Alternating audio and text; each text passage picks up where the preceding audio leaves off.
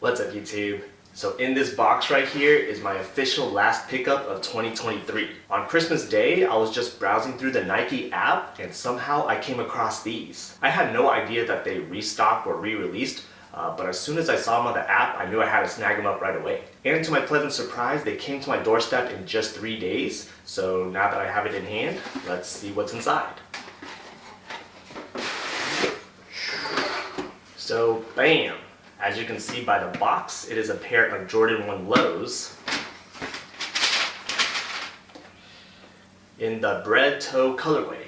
I was so surprised that a clean colorway like this was available at all, and even at the time I'm making this video, there's still just about a full size run available for purchase. So yeah, with that being said, I wanted to use these sneakers as the topic for today's discussion. My question for you is, do you think the Jordan 1s are officially dead in 2023? I know with that question, there's a lot to unravel, but here's my take. I actually have two personal takes. First take I want to talk about is the perspective of the economy and hype. So I can see that from the perspective of hype, that yes, this sneaker is dying off a little bit. And the reason I'm saying that from that perspective is it's really crazy to me nowadays how easy it is to cop a Jordan 1, let alone a colorway like this one. I mean, even if you check out the Nike app right now, there are some really solid colorways still available. Of course, you got the just about a full size run still available for these Bred toes. There's some cool black and yellow joints that I feel like are a really solid colorway. And apparently there's this smoked gray colorway that's out right now too that is also solid.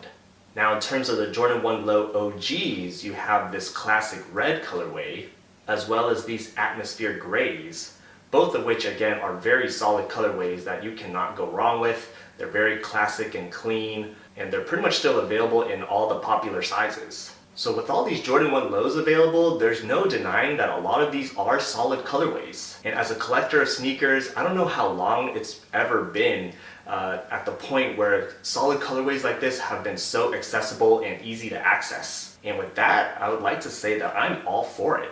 And let's be real, you know, colorways like this would not have been available at all as of 1 or 2 years ago. These shoes definitely would have sold out right away, or there just would have been so much hype and talk about them, and or they just would have been backdoored and you would have to buy these in the resale market. So I'm by no means an economist or an expert in that field, but here are my two opinions on why I think this is the case. For one, it just seems like Nike has been mass producing a lot more sneakers. And that just simply means that the more sneakers that Nike makes, the more sneakers that are available for the general public.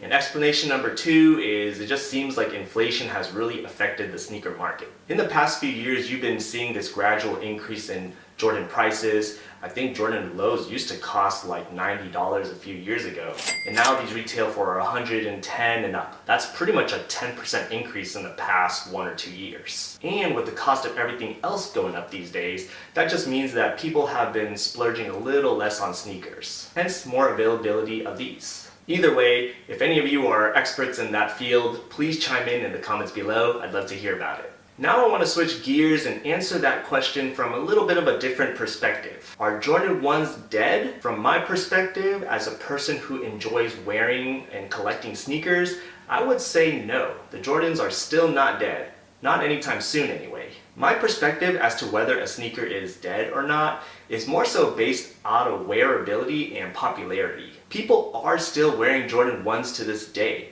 In fact, I was just at the mall the other day and I literally saw several pairs on feet. In different colorways of course, but still.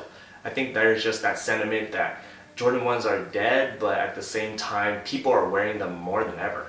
In reality, I think as long as Jordan continues to do these exclusive collaborations with the likes of Travis Scott, J Balvin, all these other big name celebrities, they're gonna keep the Jordan 1s relevant for a very long time.